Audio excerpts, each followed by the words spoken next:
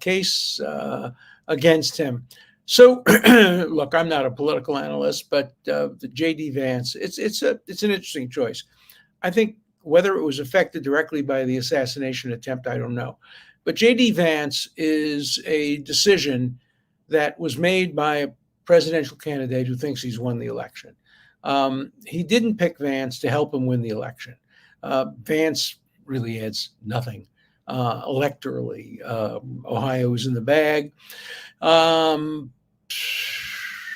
Vance is to the right in many ways of Trump.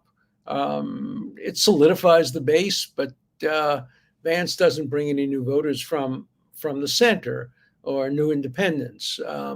It's a choice basically by a presidential candidate who says, I know I'm going to win now. I don't need help doing that, but I want to make sure I have a vice president who could take over in case an assassin's bullet hits me, or I have a heart attack, or something of that happens. Also, he wants a vice president who he's comfortable with. He was never comfortable with Pence. In fact, very few presidents have been comfortable with their vice presidents. Certainly my first presidential election, John Kennedy, was anything but comfortable with LBJ. LBJ basically was not part of the administration until he became the president of the United States after the assassination. But this is a nomination, a comfort nomination. The two are very simpatico. They agree on most things. They tend toward, both of them, America first, a little bit of isolationism. They're both critical of NATO, of aid to Ukraine. They both support Israel, but not necessarily monetarily. They're both conservative and veering toward the right wing of the conservative party. But most important, it's a nomination that shows confidence that he's going to win the election. Look, after the assassination, his chances of winning have gone up. That picture, with the fist raised and the blood, is worth 1,000 ads on television. It will become the symbol, and deservedly so. Whether you support Trump or not, you have to really give him credit. He's shot in the ear. The bullet whizzes by his head. He's an inch away from being killed, and he stands up and puts his fists out and says, fight. That's Donald Trump. Love him or hate him. That's who he is. And that was Donald Trump under stress. The man just barely survived an assassination attempt, and it didn't seem to change very much in him at all. His appearance changed a little bit. His hair was ruffled. His shoe came off. But there he was, fight. But we have to think hard about what this means for America. The Secret Service is bankrupt. I don't trust it. I can't imagine Donald Trump trusts it. I can't imagine Joe Biden trusts it. Certainly Robert Kennedy doesn't trust it. He doesn't have access to it at this point. Now, I'm not talking about the Secret Service agents who jumped to protect Trump. They're great. They're heroes. They put their bodies in the line of fire. I've met lots of Secret Service agents over my years, and I've written articles about them. One of the first articles I ever wrote back in the 1960s was about White House cases involving threats to the president and people who are confined mostly in mental hospitals for making threats. And I'm an academic expert on prevention, and including the prevention of presidential assassinations. If you scale A to F with grade inflation, there aren't enough letters in the alphabet to tell us how far below Z this gets. This was the easiest assassination attempt in history to have been prevented. Here you have a 20-year-old kid, no experience, flunked out of, didn't make the rifle team, is carrying this big rifle in full view of everybody. He's wandering around the roof looking for a place. Everybody sees him. They're notifying the police. They're yelling and they're screaming, man with gun, man with gun.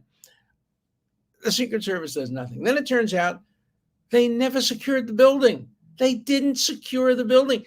Maybe they should have learned something from the assassination of John F. Kennedy. Fifth floor, Dallas Depository, didn't secure the building. Lee Harvey Oswald takes a shot, a very difficult shot at a moving target. This was the easiest shot in the world.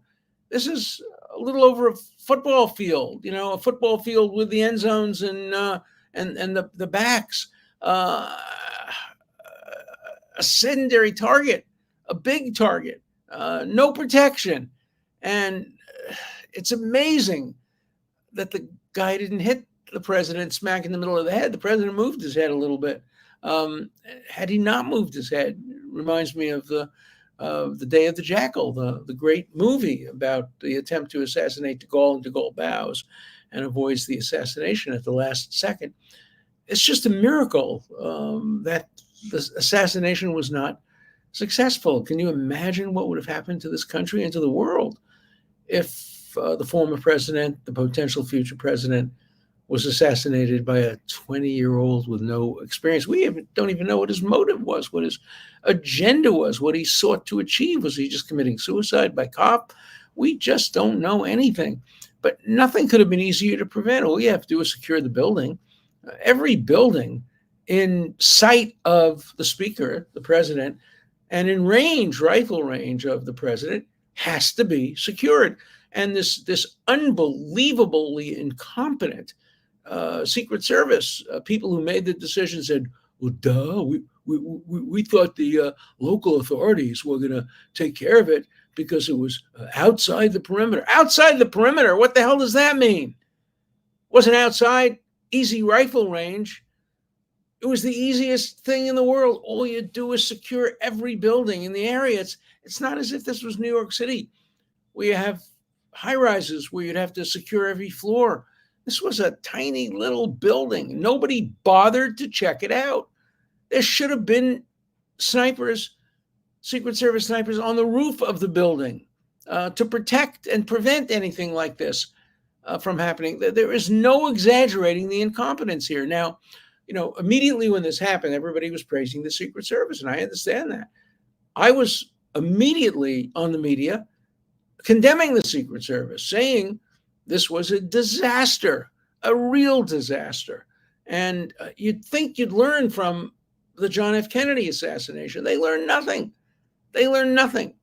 We've had so many assassination attempts in our history. It started with a man named Richard Lawrence firing 2 pistols right at the heart of Andrew Jackson. And for some miraculous reason, both misfired. That was the first assassination attempt. Then we had Abraham Lincoln twice. First, they tried to shoot him, and the bullet went through his stovepipe hat and missed his head. And even after that, the one person who was assigned to protect President Lincoln at the theater that night wasn't there.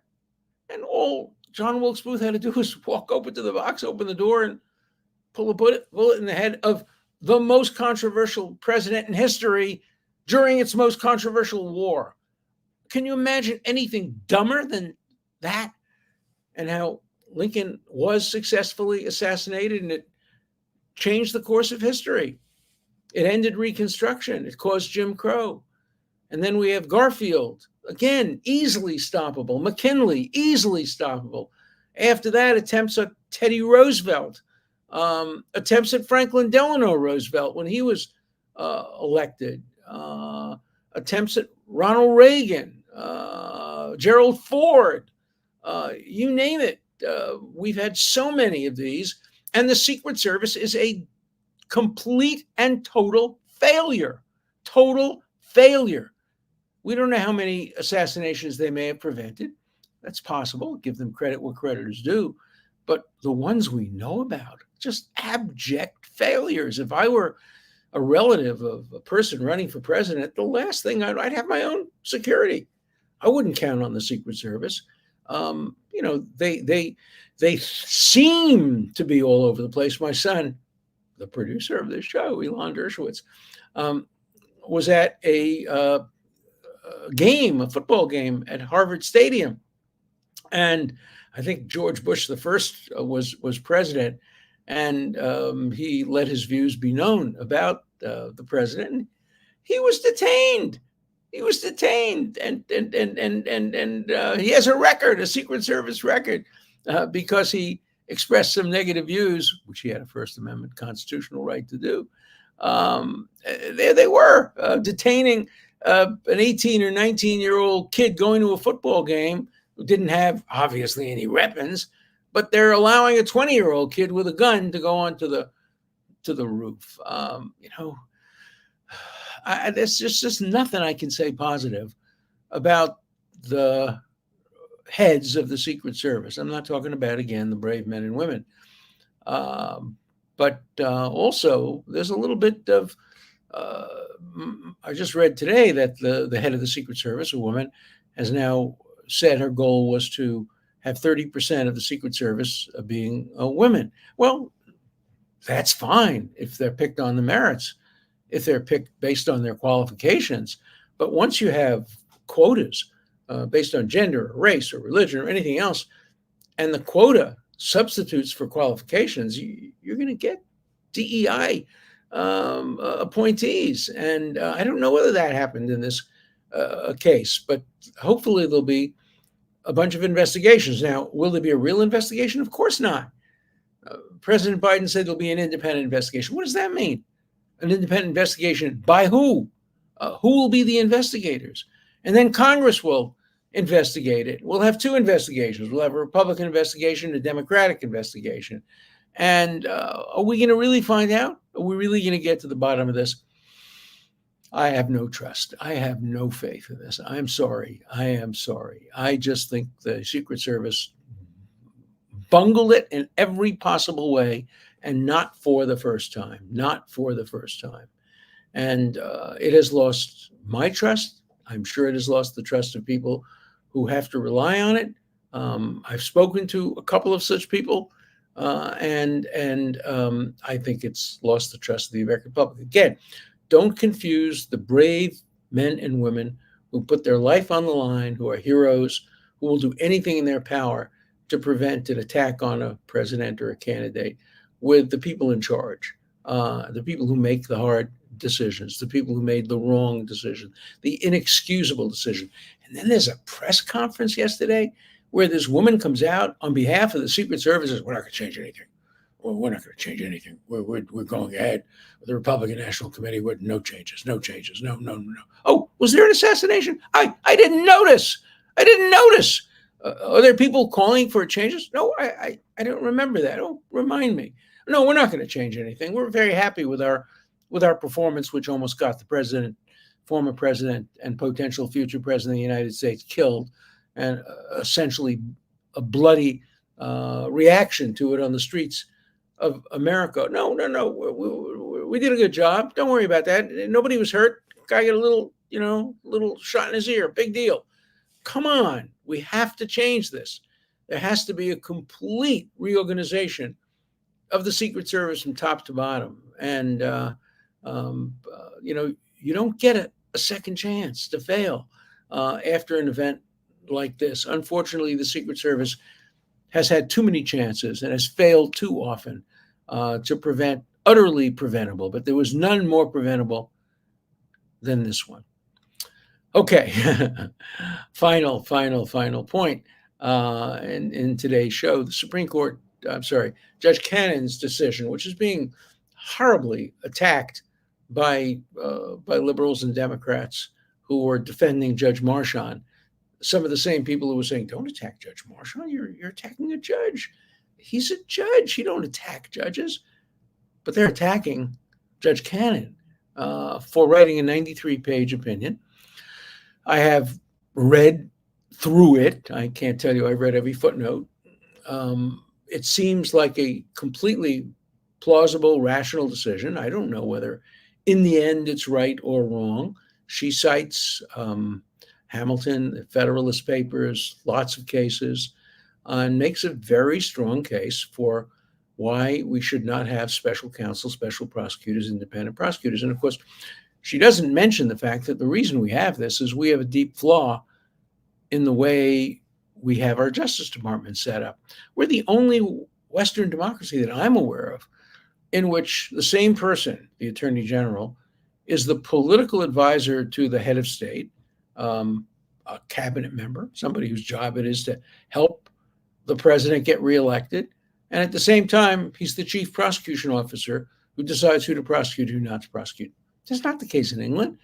In England, you have a minister of justice who's the advisor to the prime minister, and then you have a director of public prosecution, a civil servant who has no involvement in politics, who makes decisions based on the merits. The same thing is true in Israel. The same thing is true more or less in Canada.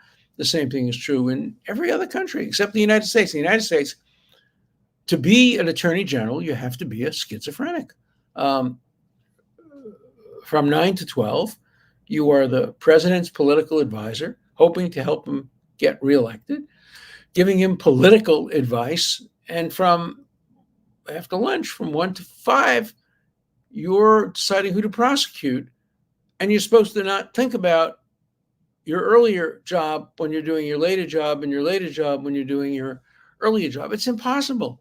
The only reason we need special counsel, they don't have it in Israel, they don't have it in England, they don't have it in Canada, because the ordinary situation has professionals, civil servants, non-political people making the decision who to prosecute. So you don't need a special counsel. We need a special counsel because the Justice Department is broken. And so there's no perfect answer to the situation.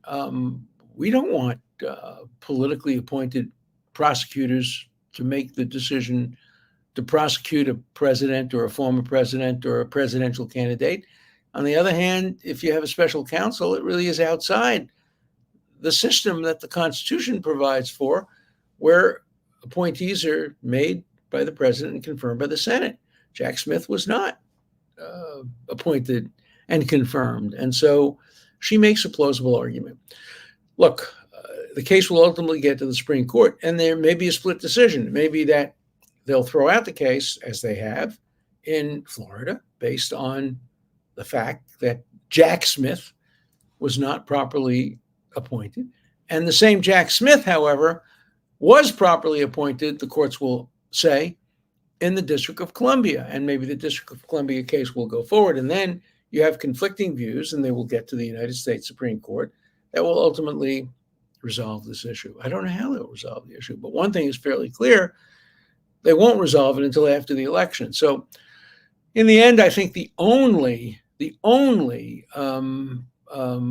prosecution against Donald Trump that will go forward is the weakest one of all. That is the New York case, where there's been a conviction, but that must be reversed now, because the Supreme Court held in the last week of the term that you need unanimous jury verdicts in order to enhance punishment, in order to do what happened in this case. Remember, in this case, without unanimous jury verdicts, you had turning a misdemeanor into a felony, changing the statute of limitations, and enhancing the punishment that's possible. And you didn't need a unanimous jury verdict for that. You didn't even need to know which crimes the jurors focused on. You could have had multiple choice, some jurors focusing on this, some on this, some on the other, some by a vote of 7-5, some by a vote of 6-6. Who knows? And so I think the New York case has to be reversed, and I think that's why Judge Marchand, who will do everything in his power not to reverse the case, postpone the sentencing until September to give him some time to perhaps come up with some justifications for not reversing it. I don't know what he can do. There's also the immunity decision that says you can't use evidence that derives from actions that are covered by immunity. And there was some evidence of actions taken while Trump was president in the White House. And so there are all kinds of problems. And in the end, I hope none of the prosecutions against Trump survive. None of them are valid. Every one of them is a get Trump prosecution. It would never, ever, ever have been directed against somebody who was not running for president, who hadn't been a president, and who belongs to the party different from party making the decision about the prosecution. So I think that the end result, if there are no prosecutions of Donald Trump, is the right end result. I still haven't decided who I'm voting for. I've always voted for Democrats. Up until now, I'm having my real doubts about Biden, and we'll wait and see. So, what I'm talking about today is not motivated by any desire to help or hurt Donald Trump as a candidate. It's motivated completely by a desire to support the Constitution, to support the rule of law, and to avoid weaponization of the criminal justice system, which is what we're seeing. And by the way, we'll see it on the other side as well. President Trump has said that if he gets elected, he will try to use the Justice Department to even scores. Two wrongs don't make a right. Two constitutional wrongs make a third constitutional wrong, and a fourth, and a fifth, and a sixth. And so I'm hoping we can see disarmament and de-weaponization of the criminal justice system. And if we can't, the losers are Americans, not merely the candidates. So big news day today. I'm sure tomorrow will be an equally big news day. I suspect between now and the election, we're going to see plenty of news days. We'll have more on all of these issues because they're all continuing issues in the days to come. So let's look at some letters. Before John Kennedy arrived in Dallas in November of 1963, there were posters all over town with Kennedy's picture and the words "Wanted for treason." Violent rhetoric kills. It's a very interesting question because, of course, wanted for treason is constitutionally protected. And you have constitutionally protected rhetoric that could result in some nutcase going out and borrowing his father's gun and shooting at the president. We don't know. Again, the motive of this kid, whether it was right or left. He was a Republican, but he also contributed to Democrats. And I think the FBI is trying to open up his cell phone to see if they have any indications. So far, we haven't seen anything to suggest that he was right or left, or this did it involve Israel, Ukraine? Did it involve abortion? Who knows? Right now, all we know is there's a dead 20-year-old. There's also another dead former fire volunteer, tragically killed, and two others who are injured, as well as obviously the perpetrator. Look, you got to also give credit to the Secret Service.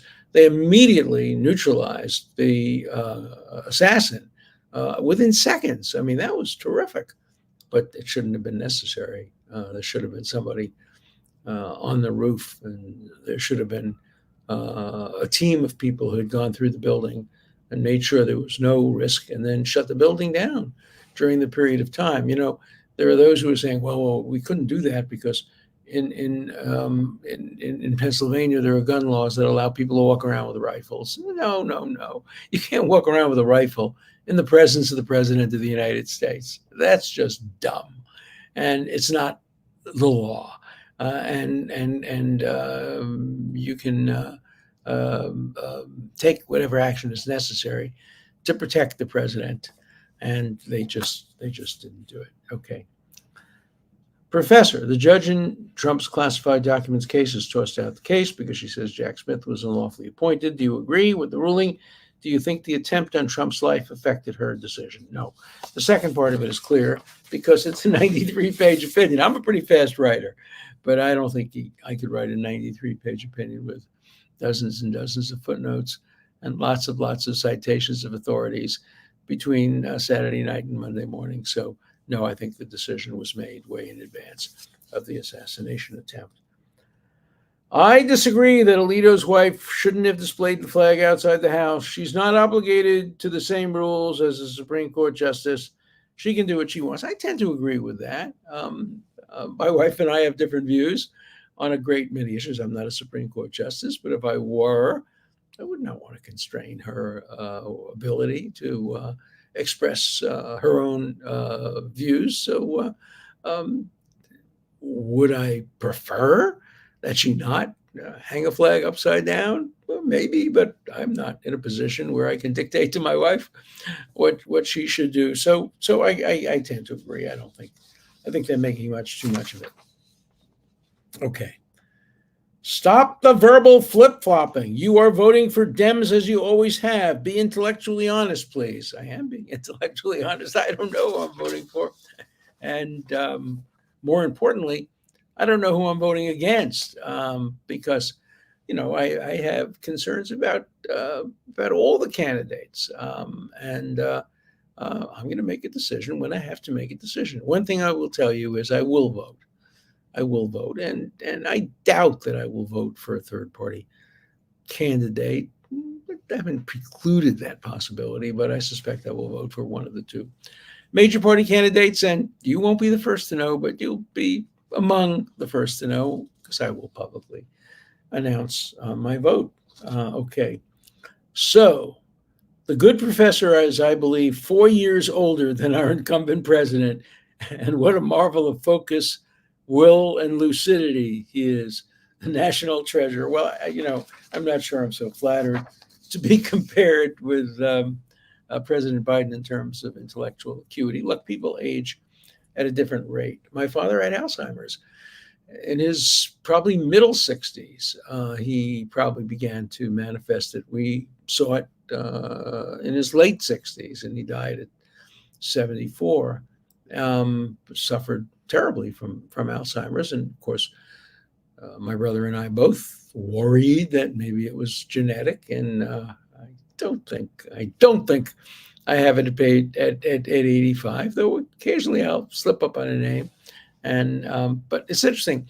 I never slip up on, for example, cases. If I'm arguing a case in a court, the cases come to me like that. But if I'm at a social event, I'm that advertisement on television. Bill? No. Pete? No. Who's that? I do have to ask my wife often who it is. There's a great joke about this two couples that are in a car, and they want to decide where to go to eat. And the man from one of the couples says, I ate in a great restaurant the other day. I'm trying to remember the name. The name is a flower. It's like a flower with thorns and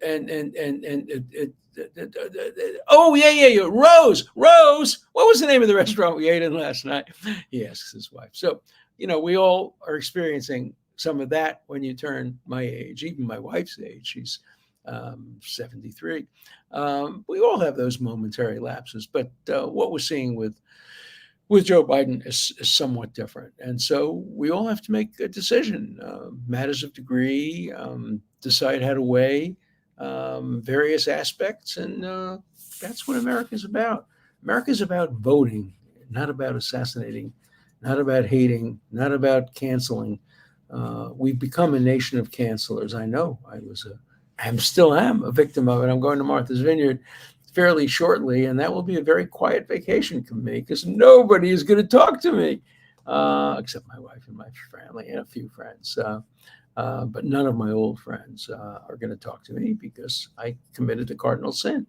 I defended the president of the United States against an unconstitutional impeachment. What could be worse than that? Well, I guess the only thing that could be worse than that would be John Adams defending the people accused of the Boston Massacre. So I'm happy to be following in those giant footsteps. Okay, let's see. Does your wife dislike Trump because she doesn't like him, or because she doesn't like his policies? Look, my wife is skeptical about everything. She's not crazy about Trump. She's not crazy about Biden. She's not crazy about Vance. She's not crazy about Kamala Harris. Actually, we have both met Donald Trump, and I think we both have liked him as a person. It's a question of policies. It's a question of actions, and she's not voting based on. First of all, she hasn't even decided at this point. We had a conversation today when Vance was appointed. She said that might influence her decision, but we're like so many Americans, up in the air. Look, America is divided into so many different categories. There are people who are absolutely certain about who they're going to vote for, and nothing will change their minds. There are people who are absolutely uncertain, and then there are people like us who have a presumption one way or another. We've been voting Democrat, but we're not sure. We'll wait and we'll see. Okay. Let's see. Last question. Do tell the BBC, who love to quote the International Court of Justice as though it's an independent court, and make it out that way. The ICC have no jurisdiction over a democratic nation with a judicial system. When it does, the ICC is violating its own rules. The idea that they could arrest and try Netanyahu is obscenely wrong and unlawful. I couldn't have said it better. You're absolutely right. And that's the argument that will be made in front of the ICC when the appropriate time comes. See you tomorrow.